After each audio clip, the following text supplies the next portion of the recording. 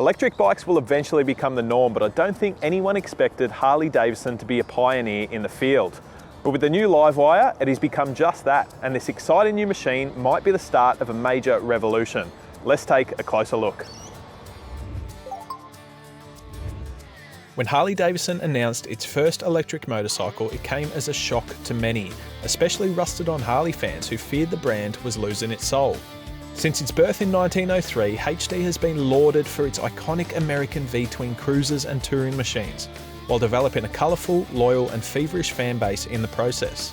But despite its foothold in worldwide popular culture, the Milwaukee firm has been struggling in recent years and recognised a need for change, much to the dismay of its loyal fans. Enter the LiveWire.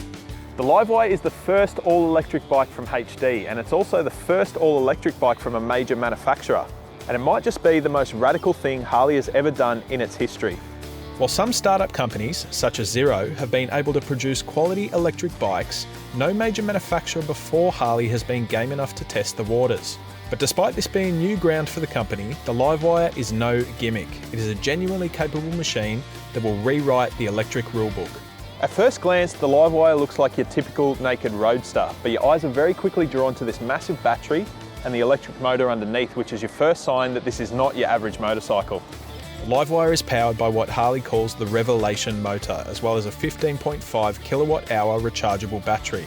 When plugged into a standard wall outlet, the LiveWire will get a full charge overnight, but a level 3 DC fast charge will give you 80% charge in 40 minutes or 100% in 1 hour. Electrification aside, the highly spec machine features Brembo brakes, adjustable Showa suspension, Michelin tyres and a full suite of electronics, including 4 ride modes, traction control, Corian ABS and drag torque slip control. The LiveWire is a very well equipped machine and there are loads of cool little features. Firstly, you've got this charge point here where the filler cap would normally be. The charger itself is stored in a little compartment underneath the seat. And finally, you've got this brilliant TFT touchscreen which is full of valuable information and customization. The flip side to all of this is that the LiveWire checks in at an eye-watering $50,000, which makes it one of the most expensive production motorcycles on the market. That massive price tag is a lot to take in, especially when you consider the current limitations of electric technology.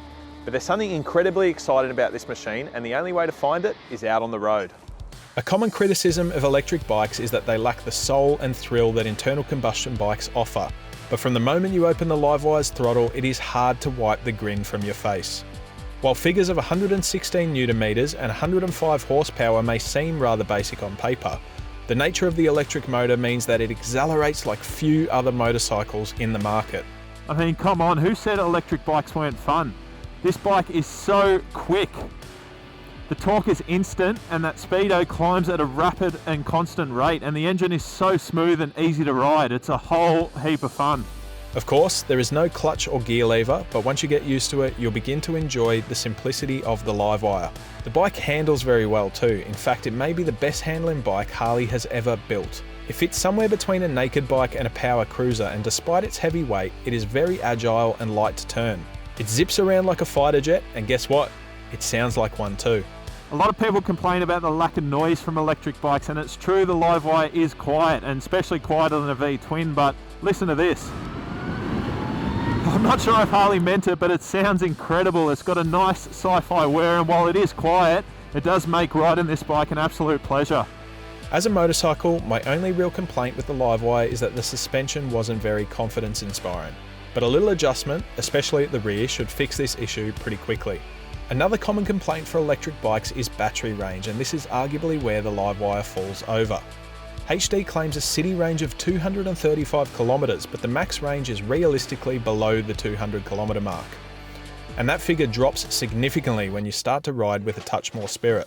When you open that throttle up, the range is going to drop really quickly, but if you just ride in at a leisurely pace with a lot of stop-start in urban environments, you're going to get probably 150, 160 kilometers out of the LiveWire, and that's pretty good for urban commuting.